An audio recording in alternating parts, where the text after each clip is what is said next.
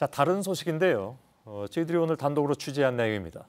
국가보훈처 산하기관인 이른바 보훈단체들은 참전용사나 아니면 상위군경 등 유공자들을 정부 차원에서 돕기 위해서 설립된 것이 대부분입니다. 그런데 국고 지원을 받는 보훈단체들의 회계장부를 확인해 봤더니 적지 않은 돈이 엉뚱한 곳으로 새고 있었습니다.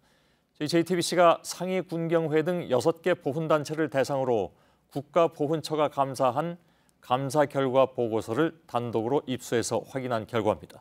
문제는 이처럼 나라 돈은 엉뚱한 곳에 쓰이고 정작 보훈처가 챙겨야 할 회원 복지는 뒷전으로 밀렸다는 것입니다. 더욱 큰 문제는 이런 내용을 보훈처가 오래전부터 알고 있었다는 점입니다. 아시는 것처럼 임을 위한 행진곡 재창 금지로 논란을 만들어온 박승춘 씨는 6년 넘게 보훈처장으로 재직했는데 이런 방만한 운영에 대한 보고를 받고도 해당 관계자에 대해서 징계조차 하지 않았습니다.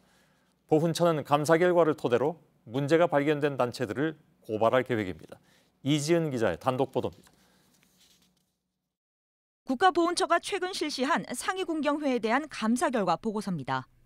상위군경회가 수익사업으로 운영하는 시멘트 제조업체 CM사업소가 신창 용사촌이라는 곳에 2006년 한 해 동안 9억 8천여만 원을 빌려준 것으로 돼 있습니다. 적게는 수십만 원에서 많게는 수천만 원씩 103회에 걸쳐 쪼개 보내줬고 40회에 걸쳐 절반가량만 되돌려 받았습니다. 보훈처는 이 돈을 왜 갑자기 빌려준 것인지 또 어떤 용도로 쓰려 했는지 확인해봤지만 내용을 알 수 없었다고 했습니다. 기관 간의 돈 거래인데 계약서조차 없었기 때문입니다.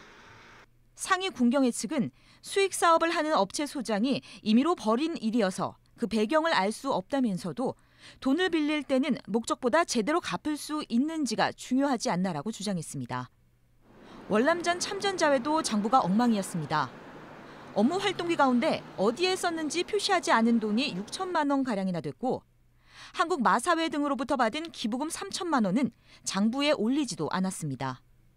또 특수임무유공자회 감사 결과 각종 행사 포상이나 명절 위로금조로 상품권을 구매했는데 이 중 3,200만 원어치는 누구에게 줬는지도 나오지 않았습니다. 4.19 민주혁명의 감사 결과에선 거래 내역을 입증할 증빙 자료가 일부 없는 사업소가 무더기로 적발됐습니다. 우선 6개 단체들에 대해 감사를 실시한 보훈처는 34건에 대해 시정 등 조치를 취할 계획입니다. 이와 별개로 상위군경회에 대해선 수익 사업 전반에 여러 의혹이 있다고 보고 횡령 등의 혐의로 검찰에 고발할 계획입니다. JTBC 이지은입니다.